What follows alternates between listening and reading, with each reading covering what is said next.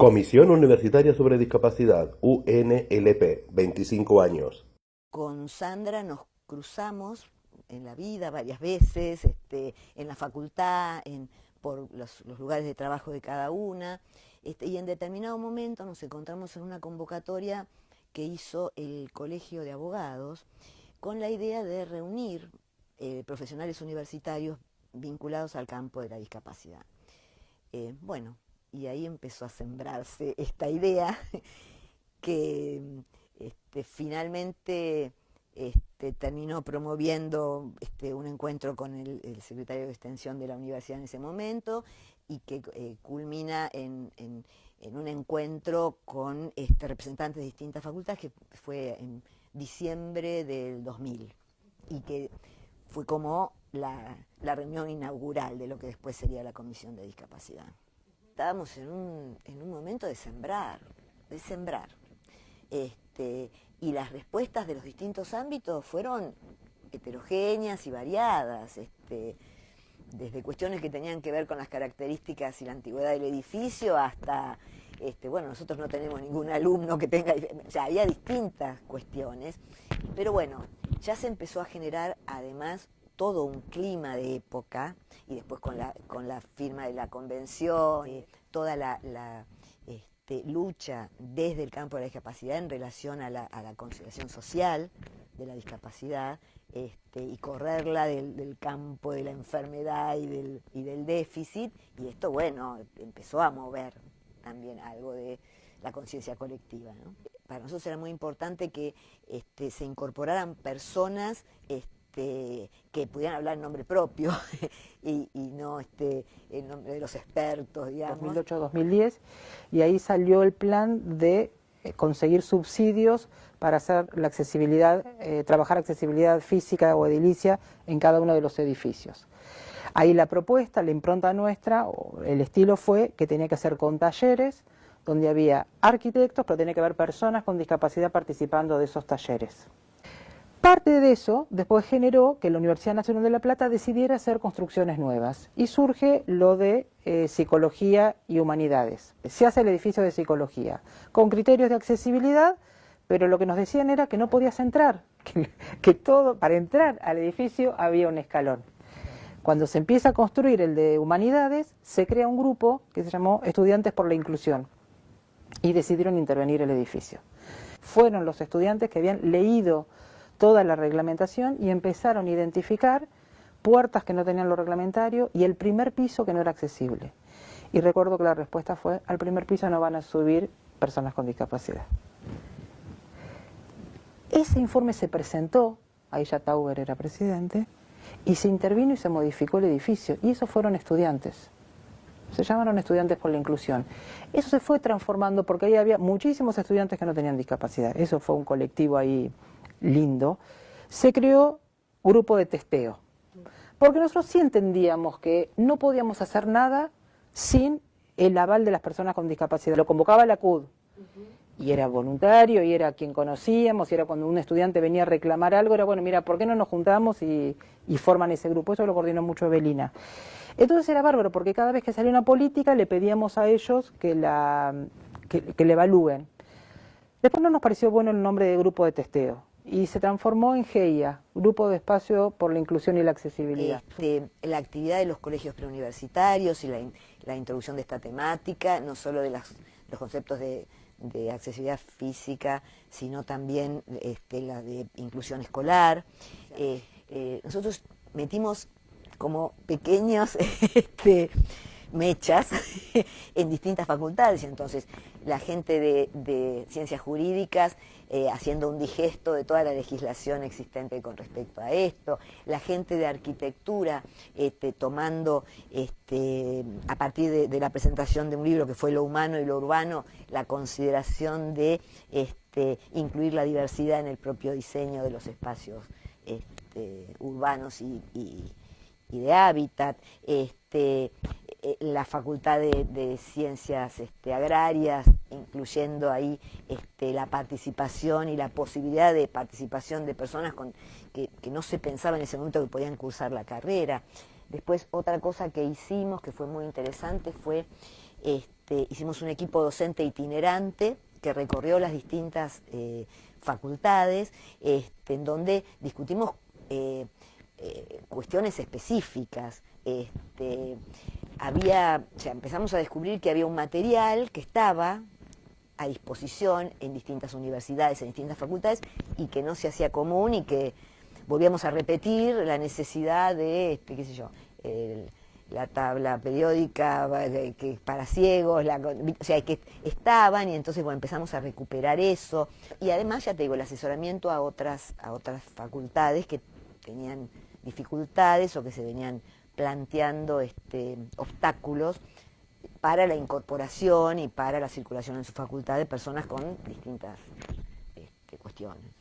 El impulso a la concreción de proyectos de extensión en las distintas facultades vinculados a este tema, la realización de seminarios que se realizaron durante muchos años en distintas facultades. Histórico, fue un seminario que se hacía el segundo cuatrimestre, siempre fue abierto a la comunidad y eso fue un plus maravilloso porque cuando empezó a difundirse más y la gente lo esperaba, ese seminario, tengo una imagen visual, estábamos con Evelina, plena lucha por la marea verde, y había una monja que venía de una escuela especial que estaba trabajando, había una mamá con el bebé con síndrome de Down, un grupo de estudiantes, y yo decía, esto es maravilloso, acá estamos discutiendo y acá estamos representando grandes sectores de la sociedad. Y dos mamás dijeron, nosotros queremos hacer un trabajo final que sea, ¿qué tiene que saber una mamá para invitar a nuestros hijos a jugar a su casa? Y yo dije, esto nunca hubiese salido de adentro de la academia. Y cuando entregamos los certificados, una vez vino una mujer con toda su familia diciendo, alguien de nuestra familia vino a la universidad. Y era para haber hecho ese seminario. Vinieron de periodismo que iban a presentar para que las libretas sean en braille. Y ahí intervenimos porque no tenían que ser todas las libretas en braille. Era aquel estudiante ciego que leía braille, que podía necesitar. Bueno, pero por estar en una agrupación política se logró. Lo mismo con lo de celiaquía. Cuando lo tomó una agrupación política, se logró. Siempre descubrí en mi historia que cuando hay deseo y hay alguien que participa, se producen cosas.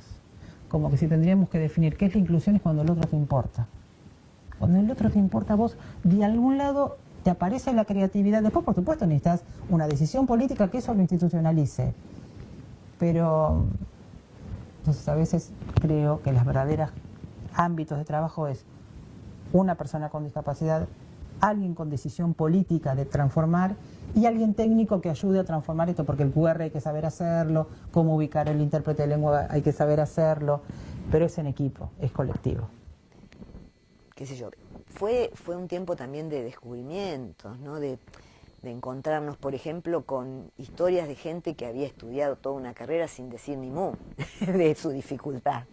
Y entonces, con un gran esfuerzo personal, estar, por ejemplo, haciendo lectura labial de los profesores y perdiéndose alguna cosa cuando el profesor se daba vuelta para escribir en el pizarrón.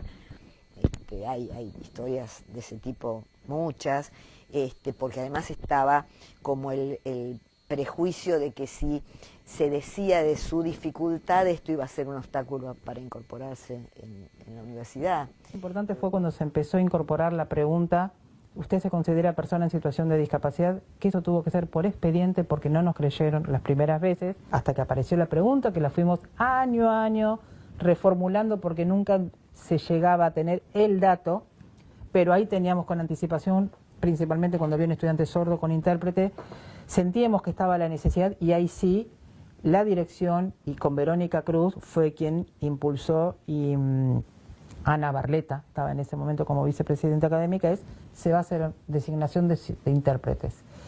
¿Cómo les parece que hay que hacer? Concurso, dijimos nosotros. El jurado eran quienes dirigían las tecnicaturas de intérpretes de lengua de señas, la Asociación de Sordos, un estudiante sordo de la universidad, y rápidamente empezaron a sumarse más sordos a la vida universitaria, y en la segunda convocatoria, que siempre lo contamos como anécdota, vemos que había un estudiante de Tucumán. Y decíamos, no se va a venir desde Tucumán hasta acá para rendir. Y ella decía, yo quiero ir. Bueno, yo recuerdo irlo a buscar a la terminal, traerla, llevarla a conocer. Se presenta, fue excelente. Silvina entra, Silvina decide mudarse a La Plata y con Gonzalo salimos a buscarle pensión para que Silvina trabaje con un primer contrato de lo que ya sabemos que tiene la universidad. Hoy Silvina es referente en la televisión pública y está con los principales actos públicos de cadena nacional. Y ahí fuimos aprendiendo, escuchando a la gente y escuchando que no alcanzaba con los intérpretes, que estaba el asesor sordo, que había que hacer el curso de español escrito, y ahí un trabajo excelente con humanidades, que lo tomaron la español escrito como segunda lengua extranjera, con un compromiso, con una responsabilidad. Hubo como diferentes demandas. Pero ahí sí tengo una experiencia personal. Cuando vino un estudiante con parálisis cerebral, que recuerdo que me llamó un año antes, diciendo quiero ir a estudiar a la universidad, y yo le dije, a ver, pensemos juntos, ¿qué cosas pueden pasar? Puede ser que te tomen el test de Cooper, que es correr 12 minutos. Yo no lo puedo hacer. Bueno, pensemos juntos, ¿qué otra forma hay de que vos acredites que sabés un conocimiento sin pasar, y acá voy a hablar terminológicamente, por el gesto deportivo? Esta fue una discusión que se llevó a nivel internacional.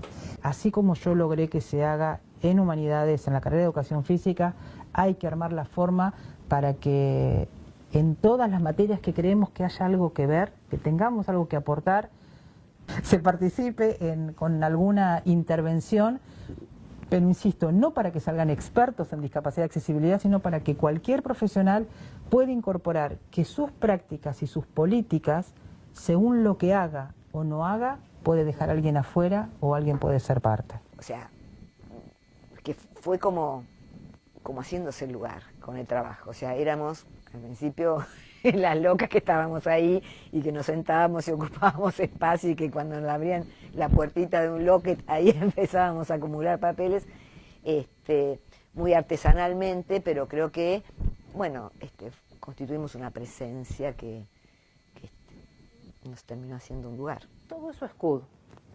Pasamos por extensión, pasamos por bienestar, pasamos por derechos humanos cuando estaba Picone, hasta que se crea nos alojan en la Dirección de Derechos Humanos, que entiendo que era el lugar más representativo, porque siempre cuando yo viajaba a otras universidades decía, puede estar en académicas, puede estar en extensión, pueden ser una comisión asesora, puede estar en planeamiento. Todo estaba transversalizado y en todos había cosas para hacer. Entonces, Derechos Humanos era un lugar donde vos tenías ahí como una bandera y una pancarta muy clara desde dónde reclamar. Las reuniones de la CUD sirvieron para consolidar un trabajo lento, pero tan genuino, de las voces y de la idiosincrasia de la Universidad Nacional de La Plata. Como te decía, tardamos 20 años hasta que la última facultad designó un representante. Lecturas Discas, Archivo y Biblioteca. Dirección de Inclusión, Discapacidad y Accesibilidad. Secretaría de Derechos Humanos y Políticas de Igualdad. Universidad Nacional de La Plata.